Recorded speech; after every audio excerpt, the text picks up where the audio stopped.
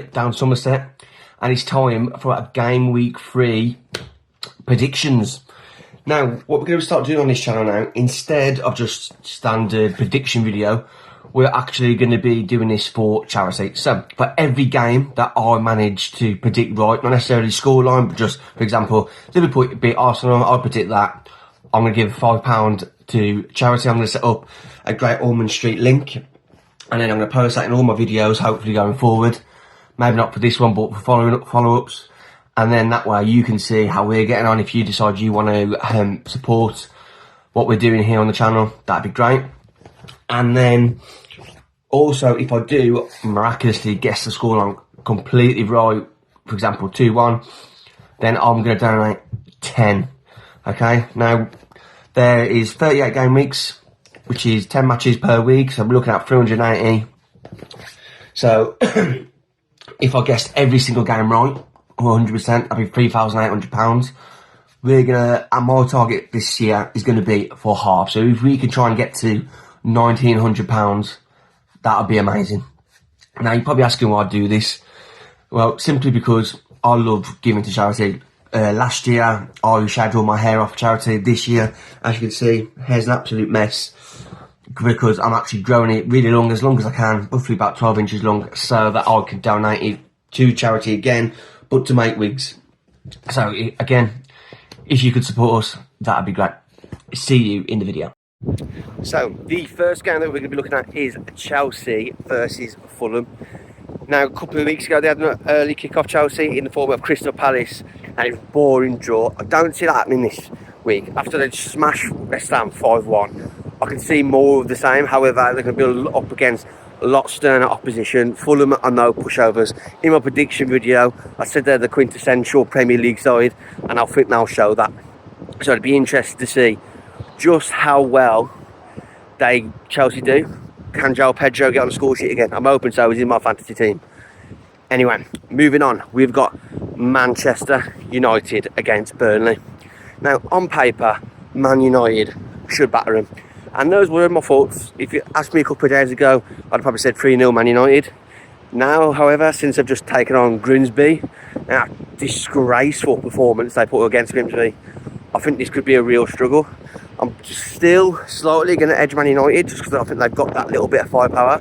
I'm going to say 1-0. Probably Acuna and Mbeumo link up. That gets them the goal. It's going to be a really hard-fought game. And it'd be interesting to see what kind of performance Man United put in. Are they going to really show something after that shocking loss midweek? Or is this the game where it's heavily rumoured Amorim walks and we don't see him again in the Premier League for some time? Then we've got Sunderland versus Brentford. And again, looking back at my predictions, I had Sunderland to do really well this season. With them being at home as well, if they can pack that stadium alight, I think they could really do some damage to Brentford. Be interested to see how Ouattara plays for Brentford. Can he get on the goal sheet? Can he supply the goals that they could be missing from the likes of Wissa and Mbeumo just left? So I'm going to say 2-1 Sunderland. Now we're on to the second half of the Saturday fixtures. We have got Spurs versus Bournemouth. Now, if anyone's been paying attention in the last 24 hours, Spurs are making some serious moves in this transfer window. Just recently been linked to Akanji, signing what might be actually the signing of the season, which is crazy to say with some of the signings we've had, the likes of Wirtz, Ekatike, potentially he's that coming through the door at Liverpool any day now. Ian Xavi Simons is the wonder kid. He is that wonder kid that everyone loads up FC and signs in their career mode. So if he can reach that potential at Tottenham, they're going to have a real player on their hands. Now, come to Bournemouth. We are now going to be looking at Semenyo. Now, he seems to be up for the big games, putting a cracking performance against Liverpool.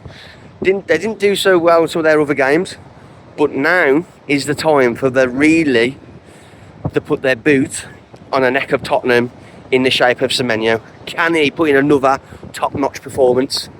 I'm going to say yes, but I still think that Tottenham, with their incredible defensive record, can keep him just that little bit quiet.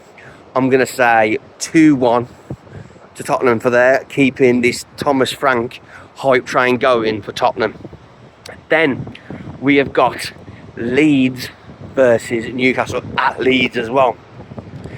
This is a must watch for me. If Leeds can get that stadium going, similar to what I said about Sunderland, if they can really get their fans behind them, this could be another tough game for Newcastle. Now, in the games they've played this season, Newcastle and versus Liverpool especially, they have looked really, really good. However, can they keep that going against Leeds away? It's going to be a tough ground. It seems crazy to think relegation team's a tough ground, but it is. You look at Liverpool in recent years, that seem to have struggled against these lower teams first coming up, and especially without a striker, because I can't see Walter Maid getting registered and playing in time. I think it could be a real tough day. And you've got to remember, I've got Gordon out as well, Jolinton possibly injured, Shaw concussed, Tonali potentially out as well with his shoulder. I'm going to go with a 1-1 draw in this one. Hopefully, I really love Newcastle as a football team. I want them to win, but I think just at home, if Leeds can be resolute at the back, not diving into things, not making stupid mistakes, they could really snatch a point off Newcastle. Then we've got Everton versus Wolves at Wolves. Now, can Everton beat Wolves away? Absolutely. The signings of like Jack Grealish and the like, I think they could really put in a good display. It all depends on Wolves, if I'm honest. Can their players learn the offside rule? Because against Man City, oh my goodness, it was atrocious. The amount of times they were caught offside. And if you can get a good performance out of Larson, whether his head's turned because of the Newcastle links, I don't know. But if they can get a good performance out of him, and he can maybe snatch them a goal and keep Everton at bay, then I think they'll do well. But I'm going to go with a 2-0 win for Everton. I think they'll just have too much for Wolves to deal with, and I can honestly see them going down this season. Okay, and now we are on to Sunday. We had a little change of scenery because the stand on here is horrible. So, for the first game of Sunday, we have got Brighton versus Manchester City. Now, it'd be interesting to see what Man City turn up. Can Reiners put in a brilliant performance like he did first game of the season? How's Haaland going to get on? Because Brighton are the kind of team that Man City hates. A really expansive side if they can get their passing right and their own area of the pitch. But they can build up, they can press, they can do everything. If you're looking for a mid-table side to watch this season and get behind, Brighton are that team. If Man City don't turn up, this could easily be 2-1, 3-1 Brighton. But I'm going to back City to come into it, especially if they can get Rodri on the pitch. I'm not sure if he's back from injury yet. But if they can, we're going to say, go with 3-2. Let's see how we get on with that. 3-2. Reiners to score, and hell, let's have it. A rare Oscar Bob goal. Why not? Okay, and now we're going to move on to Liverpool versus Arsenal. Arguably the biggest game this season. Now, the way Liverpool have been playing these past 3 games, Palace, Newcastle, Bournemouth, we ship goals every single game, at least 2 a game now. And I think we've got to go with that flow for this prediction for Arsenal versus Liverpool. I think Arsenal could easily be scoring 2 goals with minimum. So again, it's going to be a case of we need to be outperforming them. Can we get those 3 goals again? Or is it being a little bit too much? With Arsenal's defensively, they're brilliant. That being said, we have got the power of Anfield behind us. And if you look on social media, the amount of Arsenal fans are like, oh yeah, we're not scared, going to Anfield this time. And I remember a few seasons ago when Gary Neville going into a Man United versus Liverpool, what I'm going to call a derby. He was like, oh yeah, we've got a strong bunch this lot. We don't fear Liverpool because of how they were playing that season.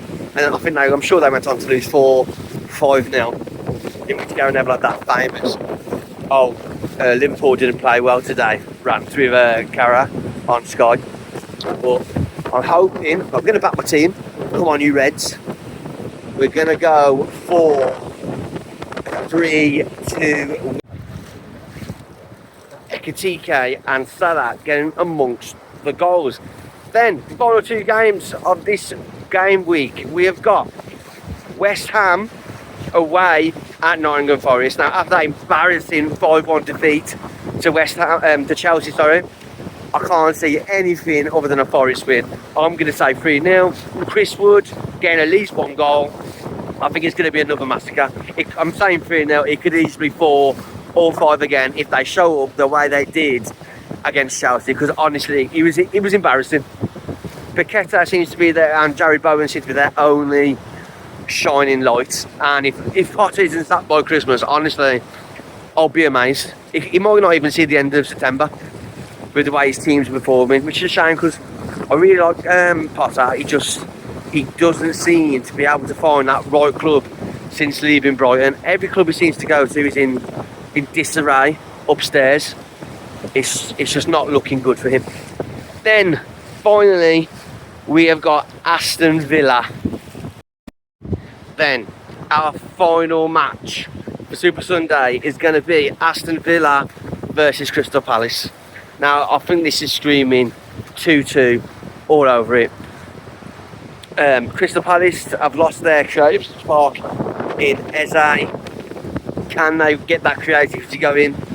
I don't know. Same with Villa, they just seem a bit drab. I can honestly, obviously, in this being scoreless or 1-1. Either way, I'm not really going to be tuning in for that one. Let's put it that way. So, let me know what you think of my predictions. If I've got them heinously wrong, hopefully you're going to get a Great Ormond Street link put into my videos and predictions so that you can see the progress that we're making with all these. And then yeah, I'll hopefully see you in the next video, and hopefully I can start posting a bit more often, especially with all the latest news that is coming out in transfers. See you in the next one.